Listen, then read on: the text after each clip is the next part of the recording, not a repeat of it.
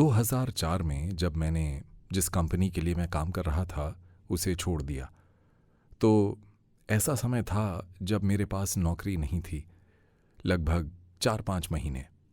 उस समय मेरे कुछ दोस्तों ने मिलकर एक कंपनी शुरू करने का निर्णय लिया और मुझे सीईओ बनने के लिए आमंत्रित किया। मुझे अधिक रुचि नहीं थी क्योंकि वो एक स्टार्टअप, एक नई कंपनी थी।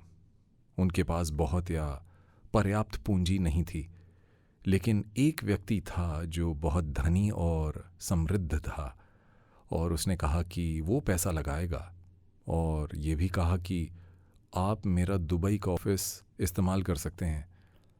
मैं पूर्ण रूप से अपना मन नहीं बना पा रहा था, लेकिन फिर भी उन्होंने कहा तुम मुंबई आओ, हम मुंबई में मिलेंगे।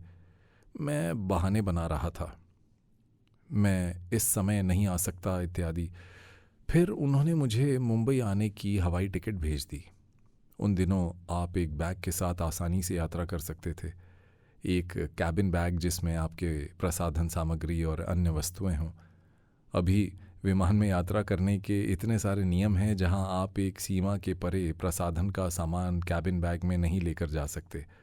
उन दिनों एक कैबिन बैग पर्याप्त था, चेक इन करने की कोई आवश्यकता नहीं थी। तो मैंने अपनी शर्ट, कपड़े, प्रसाधन का सामान, कैंची इत्यादि सब चीज़ें एक साथ एक बैग में डालीं और पुणे में मैंने एक ज़मीन खरीदी थी, तो मुझे उसके लिए एक चेक देना था।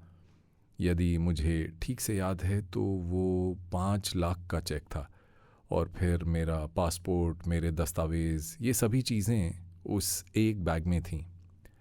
जब मैं हवाई अड्डे पर पहुंचा, ये लोग वे मुझे लेने आए। उसमें मेरा एक निकटतम मित्र था जो कि उस समय कुवैत में एक कंपनी का जनरल मैनेजर था।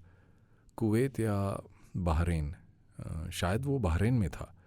वो आया और उसके हाथ में नकद रुपए थे। उसने विदेशी मुद्रा बदलवाई थी और उसके पास रुपए थे। तो उसने कहा, क्या मैं ये रुपए तुम्हारे बैग में डाल सकता हूँ?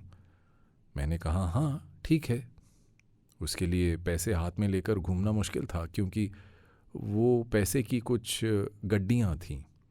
उसने वो बैग में डाल दिए और फिर हम एक होटल में चले गए। ये वही होटल था जिसमें मैं रुक भी रहा था। उन्होंने मेरे लिए कमरा बुक किया था और हम होटल के रिसेप्शन पर बैठ गए और वहाँ साईं बाबा की एक बहुत बड़ी मूर्ति थी। मैंने साईं बाबा को प्रणाम किया, वहाँ बैठा, हमने चर्चा की और उस पर काम करना तय कर लिया। तो हमने मूलतः साथ मिलकर काम करना तय किया और वो मीटिंग समाप्त हो गई। और मेरा दोस्त जिसने बैग में पैसे डाले थे, वो और मैं साथ रह रहे थे। नहीं, माफ़ करना, मैं उस होटल में नहीं रह रहा था, मैं अपने दोस्त के साथ रह रहा था। बाकी लोग उस होटल में रह रहे थे, मैं नहीं रह रहा था। मैं इस दोस्त के साथ था। क्या है ना, ये पुरानी बात है तो आप समझ सकते हैं, कभी कभी मुझे ठीक से याद नहीं आता। उसने कहा, मैं तुम्हें अपने घर पर मिलता हूँ।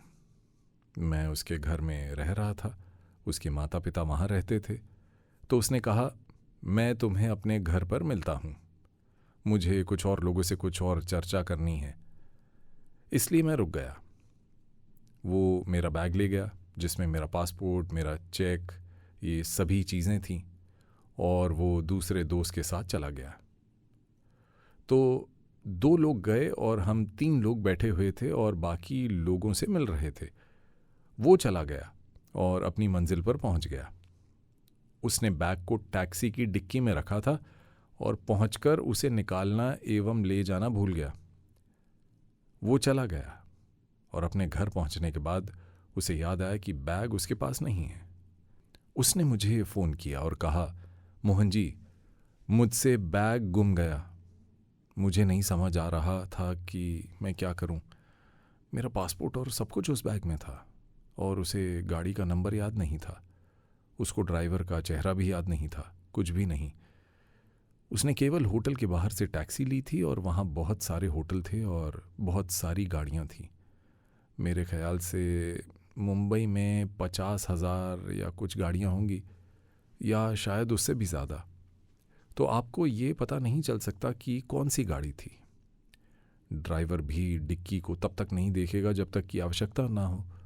आमतौर पर हर यात्री के आने पर उसको डिक्की खोलने की आवश्यकता नहीं पड़ती। बहुत कठिन परिस्थिति थी और हमें डिनर के लिए किसी और जगह पर मिलना था। मुझे भूख नहीं लगी थी। मैं केवल इन सारी घटनाओं पर, पासपोर्ट खोने की और हम ये कैसे कर सकते हैं आदि चीज़ों पर विचार कर रहा था। मेरे मन में ये सब चल रहा था। उस समय मैं रेस्टोरेंट में बैठा हुआ था और मैंने मेरे एक परिचित स्वामी को फ़ोन किया। वो एक आध्यात्मिक व्यक्ति थे। उन्होंने कहा, तुम परेशान लग रहे हो, क्या तुम्हारी तबीयत ठीक नहीं है? मैंने कहा, मेरा बैग खो गया है। वे पूछे, क्या उसमें साईं बाबा की किताब है? मैंने कहा, हाँ, मेरे बैग में साईं सत्य चरित्र था। वे बोले, बाबा उस बैग को तुम्हारे पास ले आएंगे। अब कहाँ ढूंढें? तो हमने टैक्सी वालों को पूछा। किसी को कुछ नहीं पता, क्योंकि कोई टैक्सी का नंबर या कोई पहचान नहीं, तो हम कुछ बता ही नहीं पा रहे थे। फिर हमने सोचा, आखिरी कोशिश करते हैं, फिर से उस होटल में चलते हैं। वहाँ जाकर उस होटल के अधिकारियों को बताया कि हम कहाँ बैठे थे और हमने होटल के बाहर से टैक्सी ली थी और हमारा बैग खो गया। यदि कोई बैग लेकर आए तो कृपया बैग रख लें। तो रिसेप्शनिस्ट ने कहा, कोई बात नहीं, हम रख लेंगे। उसने पूछा, क्या आप यहाँ रुके हुए हैं? मैंने उत्तर दिया, नहीं, हम यहाँ नहीं रह रहे, कुछ लोग रह रहे हैं पर मैं नहीं रह रहा। तो उसने कहा, ठीक है, यदि हमें बैग मिला तो हम आपके लिए रख लेंगे। और मैंने बैग को ताला भी नहीं लगाया था। लगाना आवश्यक नहीं था क्योंकि वो कैबिन बैग था। और फिर कुछ देर बाद रात में, लगभग आधी रात को, हम इस होटल में लौट कर आए। आकर हमने रिसेप्शनिस्ट से पूछा। रिसेप्शनिस्ट बदल गया था और नए वाले को कुछ पता नहीं था। नए वाले को इसलिए नहीं पता था क्योंकि हमने पहले वाले व्यक्ति से बात की थी और उसने इस व्यक्ति को कुछ बताया नहीं था क्योंकि हम वहाँ रह नहीं रहे थे। फिर हमने इस रिसेप्शनिस्ट को सब बताया और उसने भी कहा, ठीक है, यदि कोई बैग लाया तो मैं उसे संभाल लूँगा। लेकिन तब तक 6-7 घंटे बीत चुके थे, तो यदि उसे आना होता तो वो बहुत पहले आ चुका होता।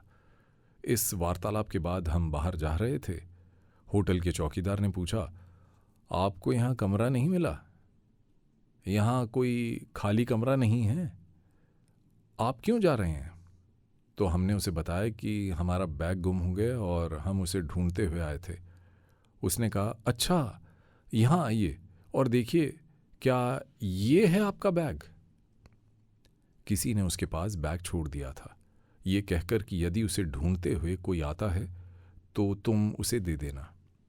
उस टैक्सी वाले ने सोचा वो यात्री अर्थात मेरा मित्र इस होटल से आया था, तो चौकीदार ने उसे कहा, ठीक है, यदि मुझे बैग का मालिक मिलता है तो मैं उसे दे दूंगा, नहीं तो तुम सुबह आकर इसे वापस ले जाना। जब हमने बैग देखा तो वो मेरा ही बैग था।